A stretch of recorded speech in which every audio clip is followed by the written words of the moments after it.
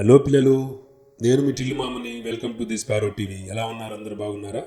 ఒక మంచి స్వాతంత్ర సమర యోధులు అంటాం కదా, ఫ్రీడమ్ ఫైటర్స్, భగత్ సింగ్ గురించి మనందరికీ తెలుసు కదా. భగత్ సింగ్ గురించి ఒక మంచి విషయం చెప్పుకుని ఆయన చెప్పిన ఆ కొటేషన్లో ఒక మంచి ఇన్స్పైర్ అయినటువంటి మోటివేషనల్ స్టోరీ కూడా మనం చెప్తాం. ఓకేనా పిల్లలు?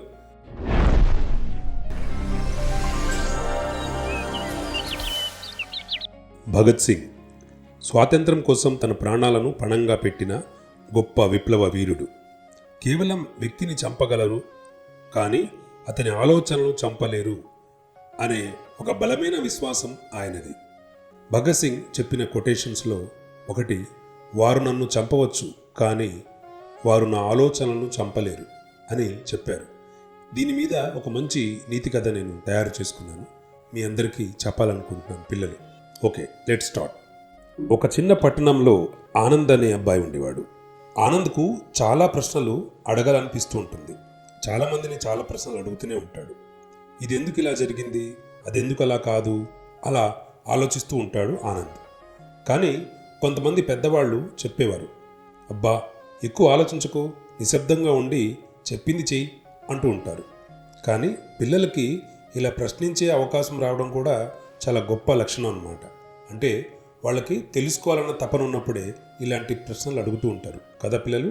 ఒకరోజు స్కూల్లో టీచర్ స్టూడెంట్స్ను ఇలా అడిగారు, పిల్లలు మన దేశానికి స్వాతంత్రం ఎలా వచ్చింది అని అంటే అందరూ రకరకాలుగా ఆలోచించి అందరూ ఒకే సమాధానం చెప్పారు. కానీ ఆనంద్ మాత్రం లేచి, టీచర్, కొంతమంది ప్రాణత్యాగం చేశారు, వాళ్ళ ఆలోచనలు మాత్రం మనతోనే ఉన్నాయి. క్లాస్ మొత్తం నిశ్శబ్దమైపోయింది. ఒక్క పిల్లోడు నవ్వుతూ అన్నాడు, ఆలోచనలేంటి, మనిషే లేకపోతే అవి కూడా పోతాయిగా అన్నాడు. ఇదే ఆలోచనలో ఉండిపోయాడు ఆనంద్. సాయంత్రం అయ్యేసరికి తాతయ్య దగ్గరికి వచ్చాడు. ఆ సాయంత్రం ఆనంద్ తన తాతయ్య దగ్గరికి వెళ్ళి, తాతయ్య, మనిషి చనిపోతే అతని ఆలోచనలు కూడా చనిపోతాయా తాతయ్య అని అడిగాడు అమాయకంగా. తాతయ్య చిరునవ్వు నవ్వి, ఒరే ఆనంద్, భగత్ సింగ్ అనే ఒక యువకుడున్నాడు, ఆయన గురించి నువ్వు విన్నావా అని అడిగాడు. అవును అన్నట్టు ఆనంద్ తల ఊపాడు. తాతయ్య మెల్లగా చెప్పడం మొదలుపెట్టాడు, నన్ను చంపవచ్చు, కానీ నా ఆలోచనలు చంపలేము అని భగత్ సింగ్ అన్నారు. బ్రిటిష్ వాళ్ళు భగత్ సింగ్ని చంపేశారు, కానీ దేశం కోసం భయం లేకుండా నిలబడాలి అనే ఆలోచన ఇప్పటికీ మన హృదయాల్లోనే ఉంది. ఒక చెట్టును కోస్తే పడిపోతుంది, కానీ విత్తనం పడితే మళ్ళీ ఇంకో చెట్టు పెరుగుతుంది. ఆనంద్ అలా ఆలోచనలో పడ్డాడు. నిజమే తాతయ్య, నువ్వు చెప్పింది కరెక్టే. మనిషి లేకపోయినంత మాత్రాన అతని ఆలోచనలు మరొకరు బతికించవచ్చు. ఇదిగో భగత్ సింగ్ చేసినట్టు కదా తాతయ్య అన్నాడు. అవును అని తాతయ్య భుజం తట్టాడు నవ్వుతూ. ఆ రోజు నుంచి ఆనంద్లో ఒక మంచి మార్పు వచ్చింది. ఎవరైతే బలహీనంగా ఉంటారో వారి తరపున, వారి పక్షాన వాళ్ళకి సపోర్ట్ చేస్తూ నిలబడుతున్నాడు.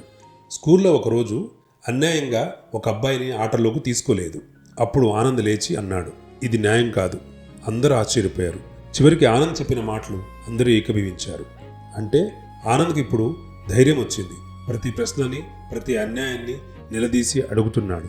భగత్ సింగ్ ప్రేరణతో అతను ఆ విధంగా ఒక ధైర్యాన్ని కూడబెట్టుకున్నాడు. ఆ రోజు ఆనంద్కి అర్థమైంది, ఇక నుంచి నేను ఇలాగే ఉండాలి అని.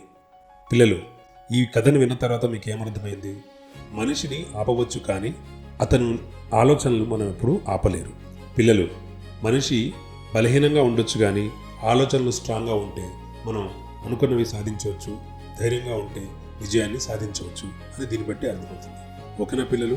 మరొక చక్కటి ఎపిసోడ్లో మరొక చక్కటి మెసేజ్తో మళ్ళీ మీ ముందుకుంటాము. అంతవరకు stay tune to the sparrow TV.